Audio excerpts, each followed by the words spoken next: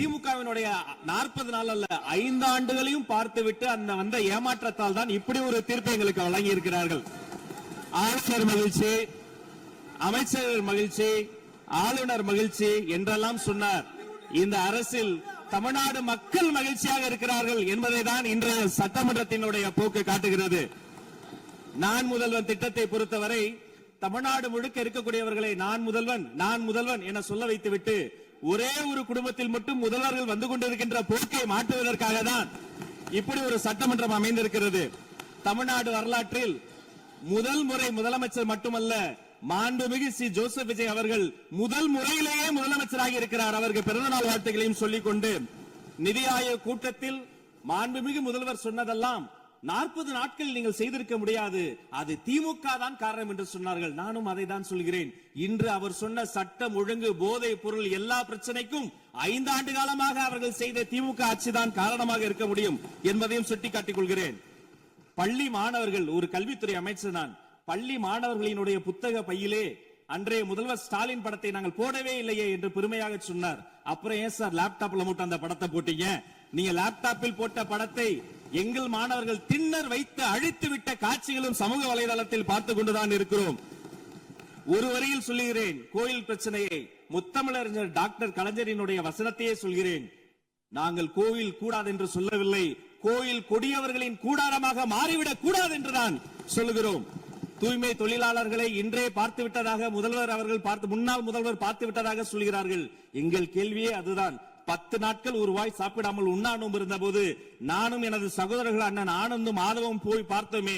இன்று தூய்மை தேவதைகளை பார்க்கிற திரு ஸ்டாலின் அவர்கள் அன்னைக்கு ஏன் சார் பார்க்கல? ரிப்பன் மாளிகைக்கு அட்ரஸ் தெரியலையா? எப்படி போக வேண்டும் என்ற பாதை தெரியவில்லையா? தமிழ்நாடு எத்தனையோ திருடர்களை பார்த்திருக்கிறது. அலிபாபாவும் 40 திருடர்களையும் கூட பார்த்திருப்பீர்கள். அலிபாபாவும் ஃபியூஸ் கேரியர் திருடர்களையும் இப்போதுதான் எங்களுடைய மின்சாரத்துறை அமைச்சர் பார்த்துக் கொண்டிருக்கிறார். அதை குறித்த நடவடிக்கை எடுக்கப்பட்டுக் கொண்டிருக்கிறது. அவர்கள் மின்வெட்டை குறித்து சொன்னதற்கு மாண்புமிகு புரட்சித் தலைவி அம்மா அவர்கள் இதே மாமன்றத்தில் சொன்ன ஒரு வரியை சுட்டிக்காட்ட ஆசைப்படுகிறேன்.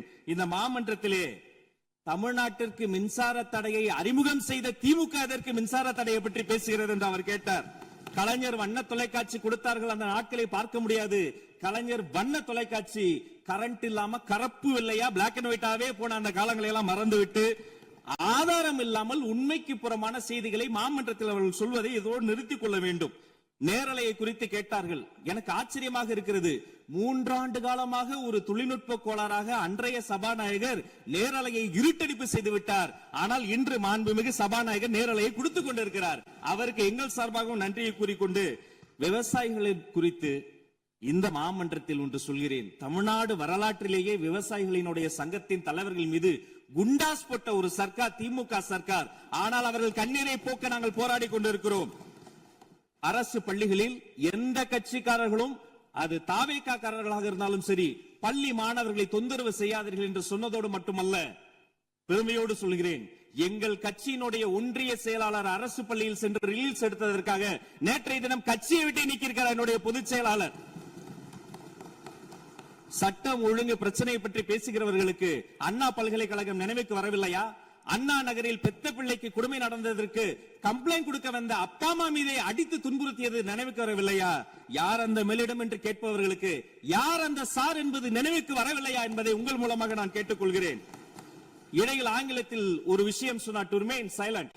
I want to quote Walter. I may not agree with what you are saying, but I am ready to give my life to defend your right to say it. எதிர்க்கட்சிகளினுடைய கருத்துகளையும் அரவணைக்கக்கூடிய மாமனிதர் இந்த மன்றத்தில் முதல்வராக உட்கார்ந்து கொண்டிருக்கிறார். ஆக்கப்பூர்வமான விமர்சனங்களை சொல்வீர்கள் என்று பார்த்தால் திரும்ப அரசியல் விமர்சனங்களை மட்டுமே சொல்லிக் கொண்டிருக்கிறீர்கள். இந்த சோஃபா கதையை எண்ணிக்கை விட போகிறார்கள். எங்கள் தலைவர் சினிமாவை விட்டாலும் அவர்கள் அட்லி என்கிறார்கள், புஷ்பா என்கிறார்கள், ஜுராசிக் பார்க் என்பார்கள் போல் இருக்கிறது. நான் ஒன்று சொல்லிக் கொள்கிறேன், அந்த சோஃபா அவர்கள் வாங்கியது, அவர்களினுடைய வசதி கருத்து வாங்கியது. மதிப்பிற்குரிய அண்ணன்களை நீங்கள் சிறுமைப்படுத்தக் கூடாது. ஆனால் ஒன்று உறுதி, எந்த காரணம் கொண்டும் பார்க்க வருகிற கூட்டணி தலைவர்களுக்கு மட்டும் பிளாஸ்டிக் சேர் போட்டதை போல சிறுமைப்படுத்தக்கூடிய கட்சி தமிழக வெற்றி கழகம் இல்லை என்பதையும் நேரத்தில் நான் தெரிவித்துக் கொள்கிறேன். சிங்க பெண்களை குறித்து அன்றே விழிவாக தெளிவாக அழகாக நான் கூறிவிட்டேன். சிங்க பெண்கள் இந்த நாட்டினுடைய தமிழ்நாடு அரசினுடைய பொக்கிஷம். அவர்களை குறித்து மீண்டும் மீண்டும் இப்படி சிறுமைப்படுத்தி பேசியதற்காக மாண்புமிகு பேரவைத் தலைவர்கள் அதை கண்டிக்க வேண்டும். சிங்க பெண்களை குறித்து இனி யாராவது தவறாக பேசினால் அதை அனுமதிக்க கூடாது. இப்படி தவறாக பேசியதற்காக அவர்கள் மன்னிப்பு கேட்க வேண்டும் என்று தமிழக வெற்றிக் கழகத்தினுடைய அரசு சார்பில் கேட்டுக் கொள்கிறேன். வாக்குறுதிகளை பற்றியெல்லாம் பேசினார்கள். பொதுவாக வாக்குறுதிகள் சர்வதேச அளவில் பொலிட்டிக்கல் பினாமினல் எப்படி உருவாகிறது? ஒரு பிரச்சனை, அந்த பிரச்சனைக்கான ஒரு சொல்யூஷன்ஸ், அதை எந்த பொலிட்டிக்கல் இன்டர்ஃபரன்ஸ் இல்லாமல் செயல்படுத்தக்கூடிய ஒரு செயல்முறை, பின்பு வரக்கூடிய அந்த வெற்றியை ரோடு போடுவோம் என்று சொல்லி ரோடு போட்டதை காண்பித்து எக்ஸிபிட் செய்து அவர்கள் முன்னோக்கி செல்வார்கள். ஆனா இங்க பொறுத்த வரைக்கும் நாம தமிழ்நாட்டில் இதுவரைக்கும் ஆண்டவர்கள் பிரச்சனையை ஐடென்டிஃபை பண்ணி சொல்லவே மாட்டாங்க. ஏன் தெரியுமா? அந்த பிரச்சனையே அவங்கதான், அவங்களே அவங்களை ஐடென்டிஃபை பண்ணி எப்படி சொல்ல முடியும்? சரி, அதுக்கு பாசிபிள் சொல்யூஷன் சொல்லி பொலிட்டிக்கல் இன்டர்ஃபரன்ஸ் இல்லாம அதை செயல்படுத்த முடியுமா?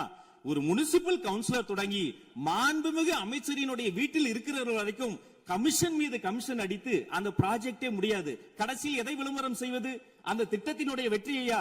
எதை விளம்பரம் செய்வது என்றே தெரியாமல் தங்கள் தலைவரை, அதுவும் ஒரு குடும்பத்தை மட்டுமே வெறித்தனமாக விளம்பரம் செய்து செய்தி விளம்பரத்துறையின் கஜானாவை துடைத்து வைத்திருத்து சென்றிருக்கிறார்கள் என்பதையும் இந்த மாவட்டத்துக்கு தெரியப்படுத்த நான் கடமைப்பட்டிருக்கிறேன்.